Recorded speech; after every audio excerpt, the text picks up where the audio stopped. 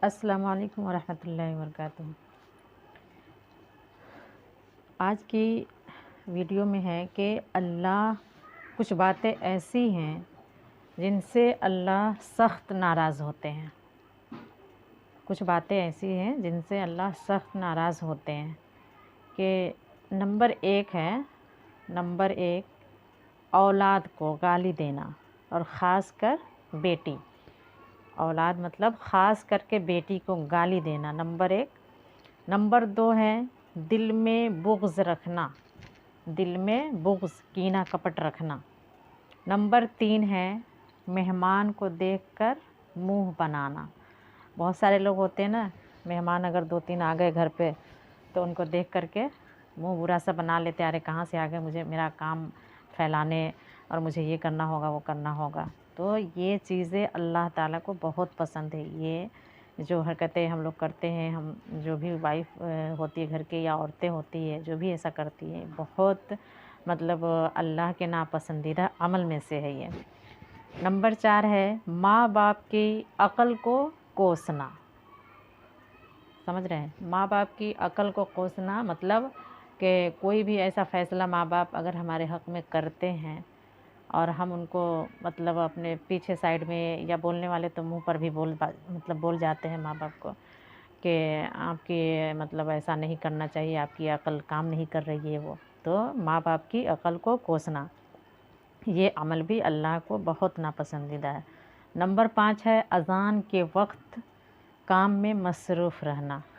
ठीक है, अज़ान के वक्त काम में मसरूफ़ रहना, ये भी काम अल्लाह को बहुत नापसंदीदा है कि नमाज अज़ान के लिए हुक्म है कि जब अज़ान हो तो काम क्या, जब हम कुरान पाक की तिलावत भी कर रहे होते हैं तो कुरान पाक को मतलब रोक देना चाहिए। जब हम कुरान की तिलावत कर रहे हैं तो उस तिलावत को मैं बाद में करूँगी, मैं बाद में करूँगा, जो भी है मतलब ऐसा कुरान अगर हम पढ़ रहे हैं तो उनको ऐसा बंद करके आराम से थोड़ी देर के लिए बैठ जाएं और अज़ान सुने। अज़ान की कितनी अहमियत है, इस टॉपिक पर मैं एक अलग वीडियो इंशाअल्लाह बनाऊंगी कि अज़ान की क्या अहमियत है, उनके क्या अहकामात हैं।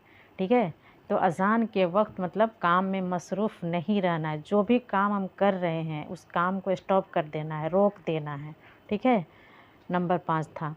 नंबर छः में है कि नमाज के बाद दुआ ना मांगना।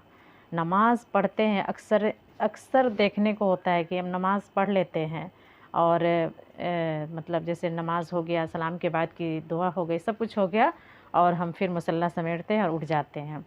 तो ये चीज़ भी अल्लाह को थोड़ा बुरा लगता है कि नहीं, जब आपने नमाज़ पढ़ी है तो फिर इस तरह से हाथ उठा करके 5 मिनट 10 मिनट जितनी आपसे हो सके दुआ मांगनी चाहिए हर फ़र्ज़ नमाज के बाद। कि नमाज के बाद दुआ ना मांगना, ये भी अल्लाह की नापसंदीदा अमल में से है।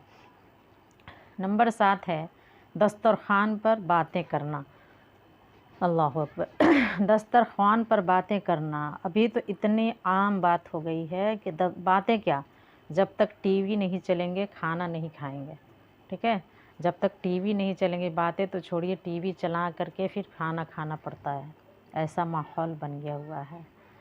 ठीक है, नंबर 8 है कप खड़े होकर पानी पीना। ये तो मामूल एकदम बन गया हुआ है, हर घर में देखते हैं, चाहे वो पढ़े लिखे हो चाहे वो ना हो, हर घर का ये मामूल बन गया है। बोतल भरी रखी हुई है, उठाए बोतल, खड़े खड़े गटक लिए। अल्लाह हिदायत दे हम लोगों को। ठीक है, खड़े होकर पानी भी पीना सख्त ममनू है अपने मज़हब में, इस्लाम में। ठीक है, नंबर 9 है वज़ू की हालत में कुफ्र के अल्फाज अदा करना। वज़ू करके आए हैं तो बस ये न कि हम यूँ इधर उधर की बातें करने लगे, बल्कि वज़ू के बाद फ़ौरन हम जितना जल्दी हो सके हम मुसल्ले पर खड़े हो जाए। ठीक है, वज़ू के बाद भी देखा है हमने बहुत सारी औरतों को, वज़ू कर लिए और इधर उधर की पहले बातें कर लिए, किसी का फ़ोन आ गया तो उस पर लग गए, उसके बाद कितने मिनट के बाद 10 मिनट 15 मिनट के बाद चले हम मुसल्ला पर नमाज़ अदा करने। कुफ्र के अल्फाज से मतलब है जैसे अब कोई चीज़ हादसा होता है, थोड़ा छोटा छोटा ही हादसा, जैसे घर में कुछ गिर गया, बच्चे गिर गए, कोई सामान गिर के टूट गया तो अरे बाप रे बोलते हैं ना, अरे बाप रे, ये कुफ्र के अल्फाज है। समझ रहे हैं? और ये ऐसे अल्फाज नहीं आता। कोई भी हादसा कोई भी मसला हो तो मुझे अल्लाह को पुकारना चाहिए, न कि अपने बाप को, अपने माँ को अरे माँ, अरे बाप रे, ऐसा ऐसा मतलब बोलते हैं बोलने वाले। तो ये सब कुफ्र के अल्फाज है, ठीक है। और भी बहुत सारे अल्फाज हैं, लेकिन यहाँ लंबी वीडियो हो रही है मेरी, इसलिए मैं यही सब थे, कुछ बातें थी जिनसे अल्लाह पाक सख्त नाराज़ होते हैं। मैंने सोचा एक वीडियो करके आप लोगों को बता दूं। उम्मीद करती हूँ कि ये बातें आप लोगों को समझ में आई होंगी, और अगर समझ में आई होंगी और अच्छी लगी होंगी तो वीडियो को लाइक कीजिएगा, और हमारे चैनल में नए हैं तो प्लीज़ हमारे चैनल को सब्सक्राइब कर दीजिएगा। शुक्रिया।